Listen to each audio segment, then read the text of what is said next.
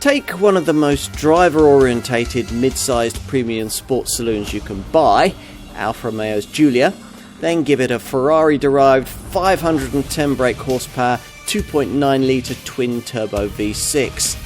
Add in a special torque differential to get all that power down through the rear wheels, and assign a Ferrari engineer to finesse this creation. The result is this Giulia Quadrifoglio, and it's rather unique.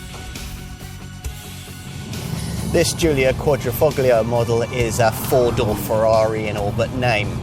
Under the bonnet lies a 2.9 litre petrol V6 bi-turbo that's essentially a cut-down version of the 4 litre V8 used in Maranello's 488 GTB.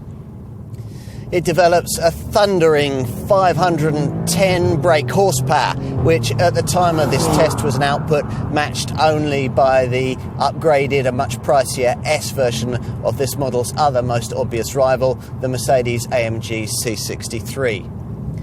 This Alfa storms to 62 miles an hour in a 3.9 second time that identically matches that Merc, this figure only slightly slower than that Ferrari we just mentioned. And should you find yourself on a track or on a stretch of unrestricted autobahn, it'll keep powering on to 191 miles an hour. Alfa's thrown all the performance technology it has at this Halo model, though interestingly not its Q4 four-wheel drive system, not for our market anyway. In lieu of that, active torque vectoring helps to get the power down through the bends. Active suspension varies the damping, and Alfa chassis domain control connects the different systems to deliver the best setup as this car is being driven. There's also an Alfa active aero system that alters the angle of the front splitter to help this model scythe through the air more cleanly. Plus, the DNA drive mode system gets an extra race setting for tyre smoking starts. Other markets get a manual gearbox option, but an 8-speed paddle shift auto transmission is mandatory for the UK. The torque proportions of the Giulia work well with the Quadrifoglio embellishment. Enthusiasts will most readily recognise this top Giulia version by its unique 19-inch wheels, through which you can glimpse black aluminium calipers. We've got optional yellow calipers here. There's also special Quadrifoglio badging, pronounced side sills, and black gloss window surrounds.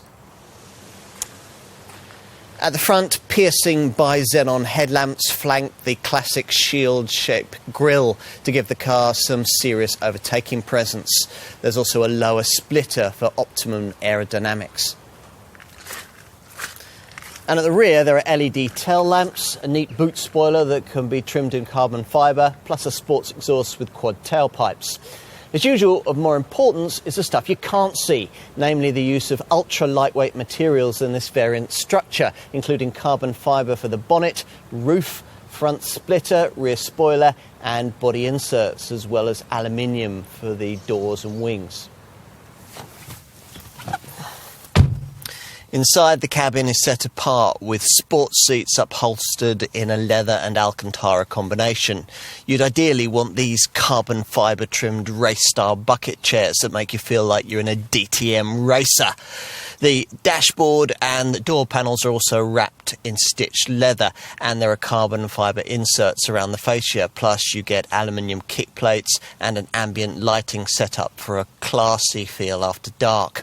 Otherwise, it's the usual Giulia interior package with design centred around the driver, the main controls grouped together on the small steering wheel.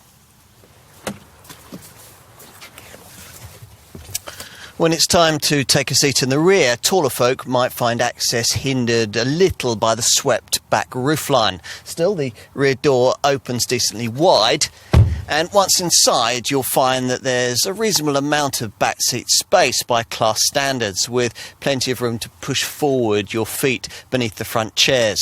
There's a relatively high centre transmission tunnel, but you get twin centre vents, a USB port, a fold-down centre armrest with cup holders and overhead reading lights.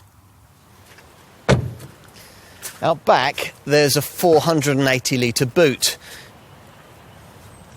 You could argue that this top Giulia doesn't offer anything you can't already get from a rival Mercedes-AMG C63, and in some ways that's true.